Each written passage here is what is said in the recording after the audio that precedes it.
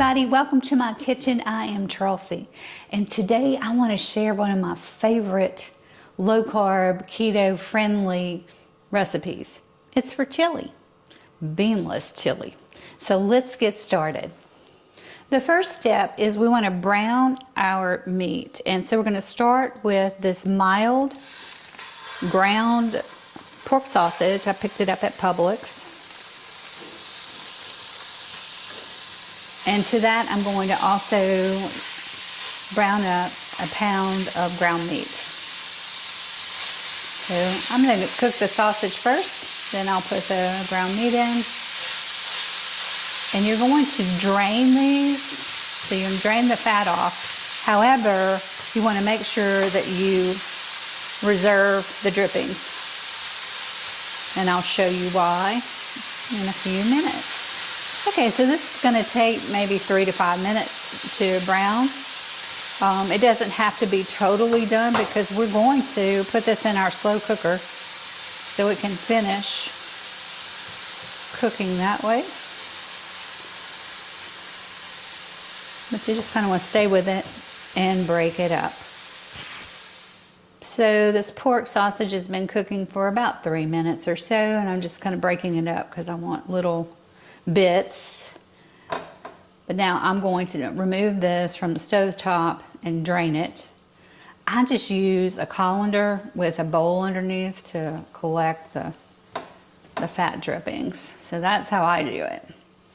So I'll be right back and we'll cook the ground meat. Now we're going to add the ground meat, and you can just use regular chuck or ground meat. Fattier is better. Than, you know, an 80-20 blend is ideal for this sort of thing because you want the fat to counteract the protein. However, I'll show you the label. This is what I had in the freezer, and it's the meatball meatloaf, which is a blend of beef, pork, and veal.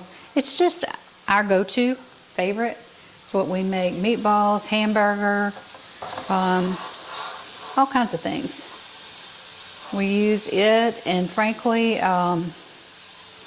with the prices the way they are now, this is an affordable option.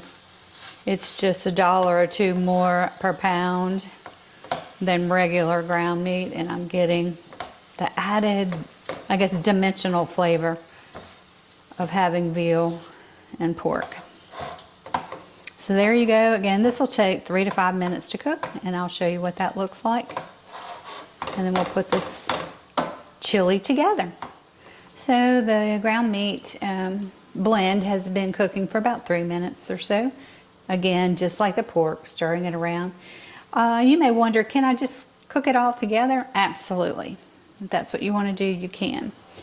So I'm going to take this, drain it, same pot as or same colander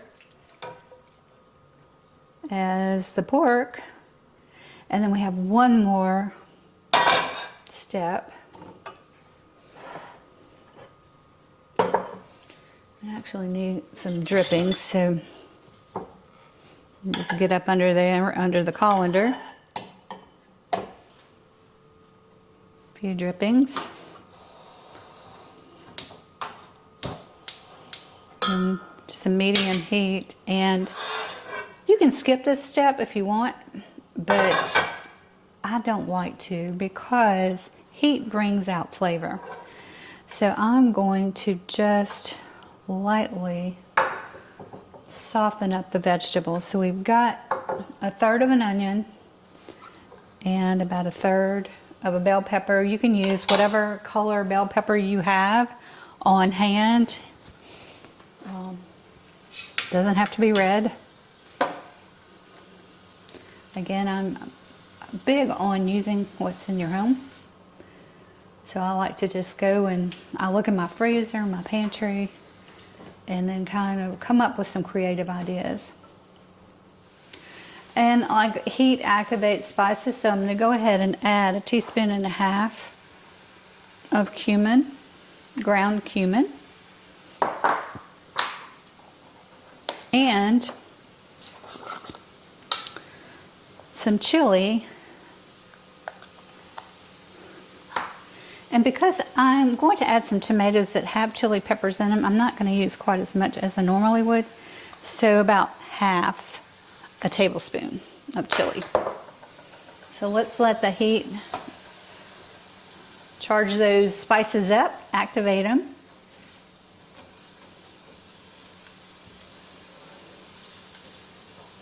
And I hope these little tips help you in cooking. Back when I first started cooking, when I was a young mother, I was really awful at it. I mean, I burned eggs. Let me just tell you. So I've spent decades trying to pick up tips and flavor, and that's how I got to this point where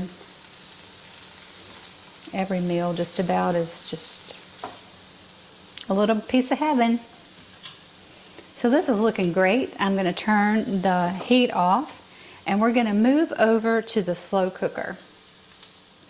So I've preheated my slow cooker on low. We're going to let this cook 6 to 8 hours on low. So this is an ideal thing that you can cook overnight, or start at midday like I am, and it'll be ready for dinner. I've just added 1/3 cup of water. I have got some diced tomatoes with chili peppers, and so we'll put all of that in. Whew. We'll go ahead and add our vegetables. So I'm taking that off the stove top. Nice color. You can see all of that beautiful cumin and chili. So go ahead and mix that around.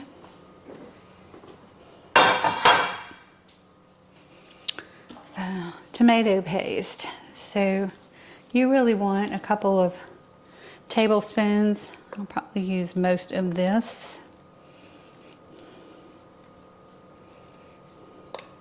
It's a good thickener. So I'm going to go ahead and use it all. I love these tubes of tomato paste because if you don't need a whole can, like in this scenario, it certainly is convenient.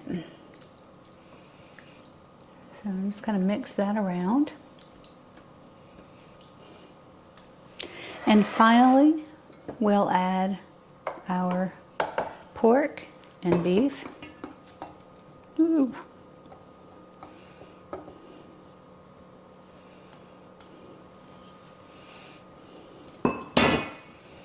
And let me just mix this in, and I'm going to eyeball this, and if it looks dry to me, then I'll add some of the drippings. And that's going to give it more flavor too. So think of it that way.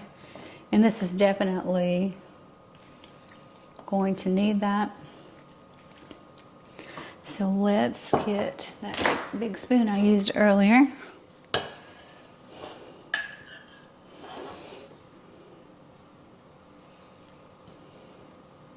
I'm going to do 2 big spoonfuls. So maybe 1/4 of a cup. And so now everything looks more moist, and that's what I'm going for. I'll do one more thing. It's good old Redmond salt. I'm just going to salt the top really generously. Remember, salt brings out flavor. And let's stir this up.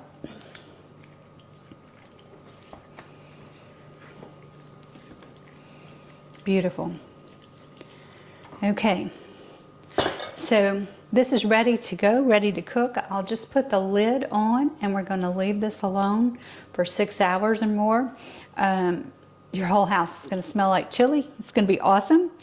But we will return and I'll show you what the finished product looks like and give you some topping suggestions.